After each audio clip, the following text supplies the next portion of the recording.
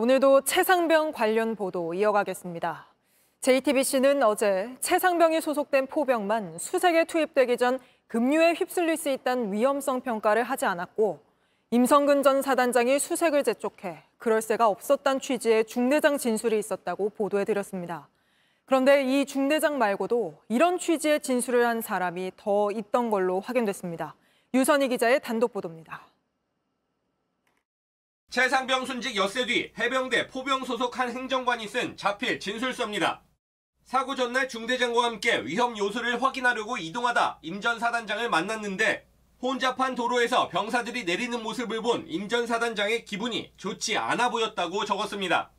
8시에 과업을 시작해야 되는데 9시 반에 좀 늦게 오다 보니까 행정관은 임 전 사단장이 중대장에게 왜 현장에 투입하지 않았냐고 물어서 대답하려고 했지만 듣지 않았다면서 처음 현장에 도착해 아무 정보 없이 대원들을 투입할 수 없어 먼저 정찰을 하려고 했다는 이야기를 제대로 전달할 수 없었다고 했습니다. 임 전 사단장이 최근에 사전 정찰은 보고하지도 못한 채 대원들을 작전에 투입했다는 겁니다. 임 전 사단장이 임무 브리핑을 하는데 3초 만에 말을 끊고 빨리 현장에 들어가라고 했다.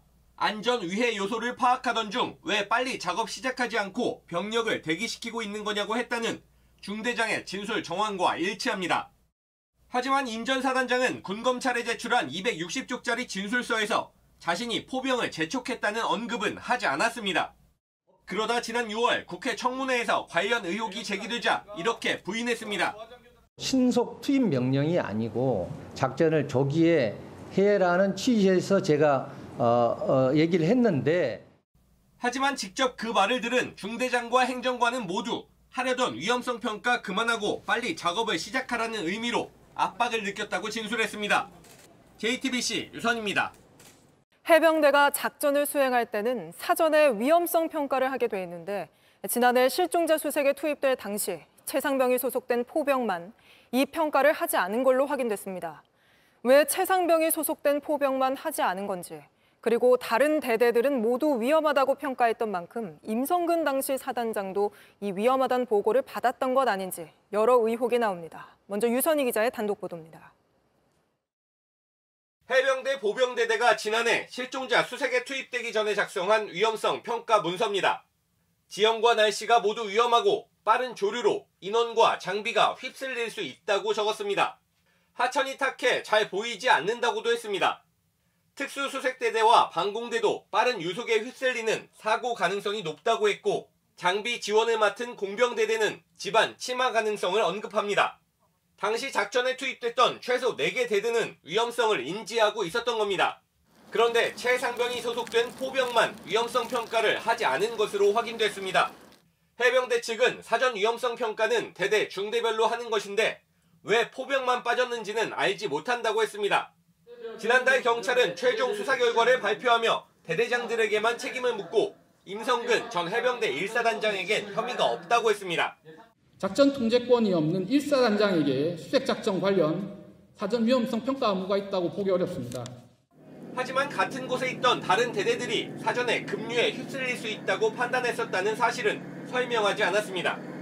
포병을 제외한 모든 대대가 같은 위험성을 경고했던 만큼 당시 현장을 방문했던 임 전 사단장이 급류에 휩쓸릴 수 있다는 우려를 보고받았을 거라는 의혹도 제기됐습니다.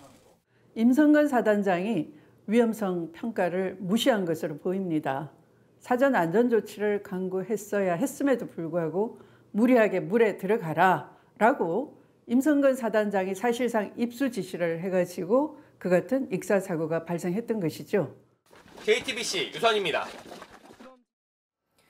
JTBC는 왜 포병만 위험성 평가를 하지 않았는지 또 그 과정에 임성근 전 사단장이 관여한 부분이 있는지 확인하기 위해 1000페이지 가까이 되는 최초의 수사 결과 보고서를 다시 분석해봤습니다. 그랬더니 임 전 사단장이 안전위해 요소를 파악하고 있는데 빨리 들어가라고 했다는 진술 등이 확인됐습니다. 이어서 이승환 기자입니다. 해병대 수사단이 최상병 순직 사건 수사 직후 작성한 변사사건 보고서입니다. 사고 엿새 뒤 포병 소속 한 중대장이 쓴 자필 진술서를 확인해봤습니다. 사고 전날 임성근 당시 해병대 1사단장이 현장 책임자를 찾았다. 임무 브리핑을 하는데 3초 만에 말을 끊고 빨리 현장에 들어가라고 했다. 안전 위해 요소를 파악하던 중 왜 빨리 작업 시작하지 않고 병력을 대기시키고 있는 거냐고 말했다고 적혀 있습니다. 당시 중대장이 대대장과 주고받은 대화방에서도 사단장에 대해 언급했습니다.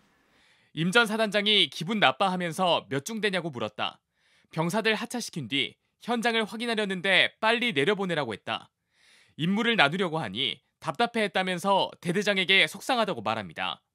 중대장은 현장 지휘관들에게 안전성 평가를 할 수 있는 시간을 주는 게 필수라면서 개인적인 의견을 전제로 언론이 많이 온 것을 신경 쓴 건 아닌지 의심된다고도 했습니다.